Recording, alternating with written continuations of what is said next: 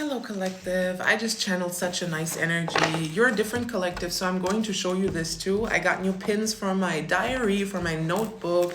Look at these little sakura pins, the cherry blossom pins. Aren't they cute? This is my notebook. This is my diary. Now let's get into your reading. This is my sketchbook. It has a nice pin as well.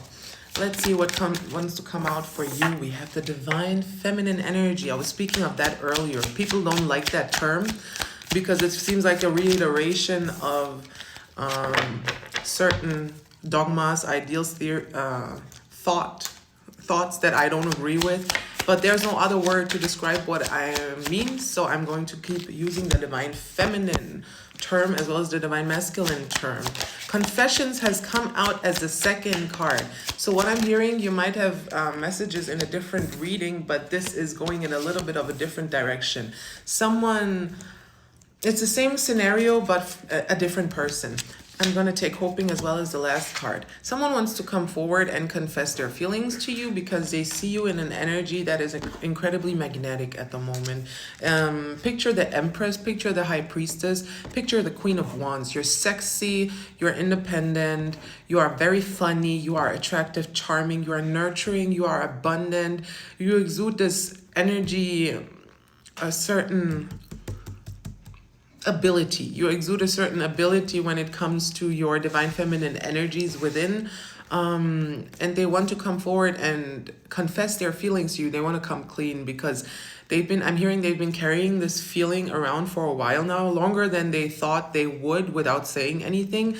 They might have been held back by pride.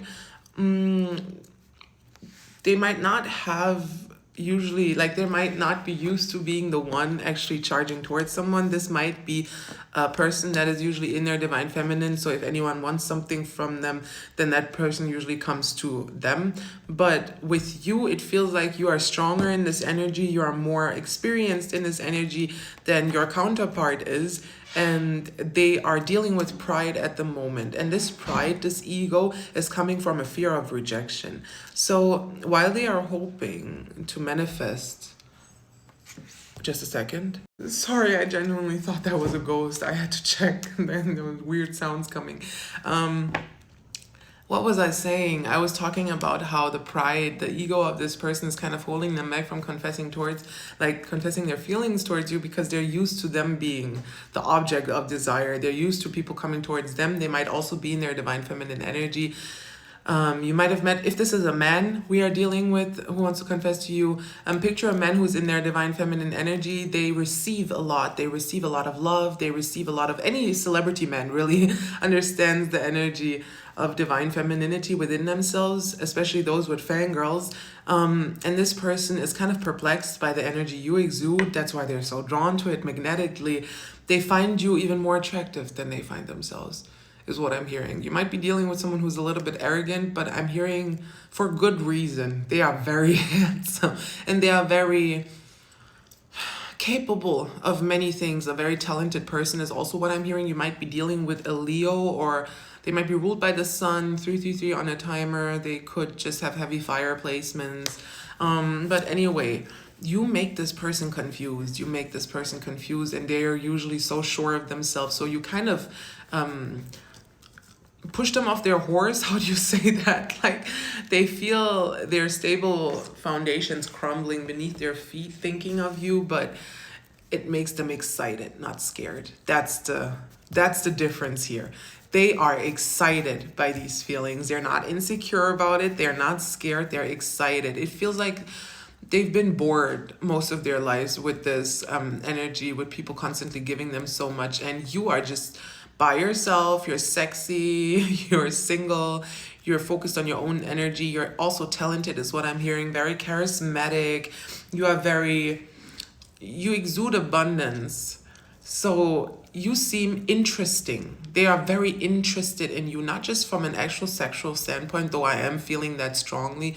They are interested in your hobbies. They are interested in the things you talk about. They are interested in your personality, 0440 on the timer, as well as 444. What I'm hearing is that you seem like the parts of themselves that they hide from others because they seem too private. Like the people in their life might be a little bit shallow, or this is who your person sees the people in their life. And watching you, listening to you, it feels like they are finally being seen by someone, or they see themselves in you. So this is a mirroring relationship. Let's see what I was hearing earlier, how attractive they are, and they are very sought after. This is how they think you, like they see you that way. So if you see them that way, they see you that way as well. They think you have a lot going on when it comes to your love life. That's what I'm hearing, and your sex life as well. That's why they are a little bit also scared of being rejected.